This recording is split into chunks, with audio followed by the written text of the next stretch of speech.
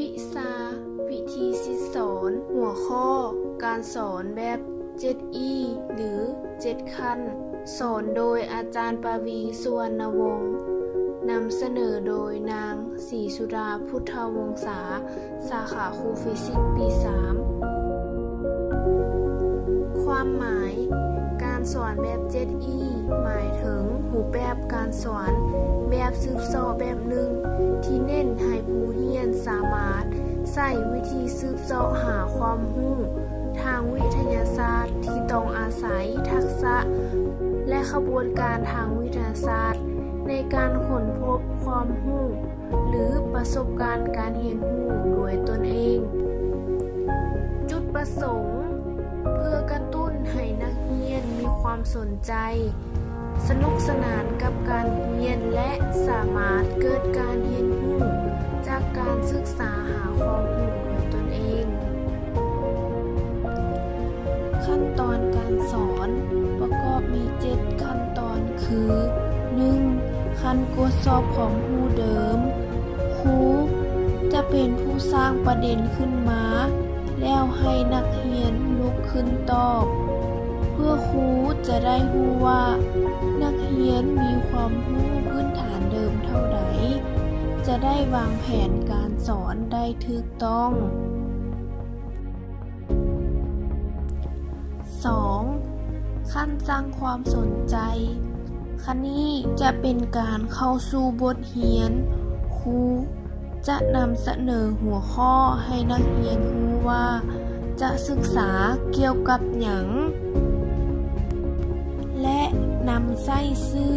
เข้าประกอบในการเรียนการสอนเพื่อสร้างความสนใจให้นักเรียนและจะใช้ศึกษาในขั้นต่อไป 3.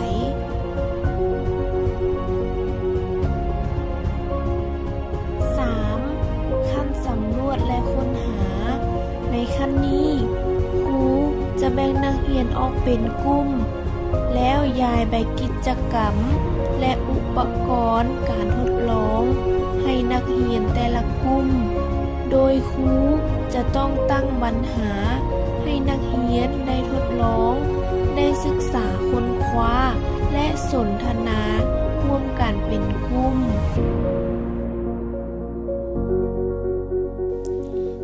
4. ขั้นอธิบายและสรุปผลเมื่อนักเรียนได้ทดลองได้ข้อมูลเพียงพอแล้วก็นำเอาข้อมูลที่ได้มาวิเคราะห์ปรับปรุงสรุปผลและนำเสนอผลที่ได้ในรูปแบบต่างๆเช่นบรรยายสรุปสร้างแบบจำลองทางคณิตศาสตร์หรือแต้มรูป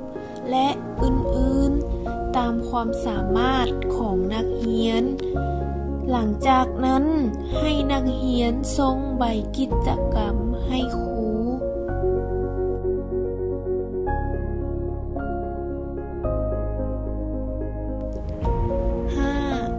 ขั้นขยายความคิดขั้นนี้เป็นการนำความรู้ที่สร้างขึ้นไปเชื่อมโยงกับความรู้เดิมเช่นว่าครูจะต้องชี้แจงให้นักเรียนรู้ว่าสิ่งที่นักเรียนได้ทดลองในมื้อนี้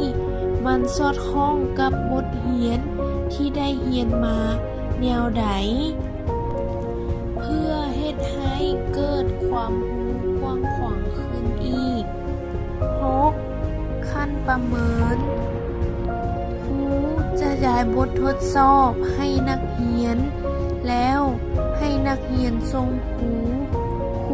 จะประเมินนักเรียนจากใบทดสอบการสังเกตการตอบคำถามการอธิบาย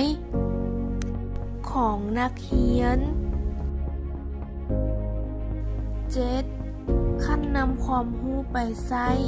ในขั้นนี้ครูจะต้องแนะนำให้นักเรียนได้นำสิ่งที่ได้เรียนไปประยุกต์ใช้ให้เกิดประโยชน์ในชีวิตประจำวันครูเป็นผู้กระตุ้นให้นักเรียนสามารถนำความรู้ที่ได้รับ ไปสร้างเป็นความรู้ที่เอิ้นว่าการถ่ายโอนกัน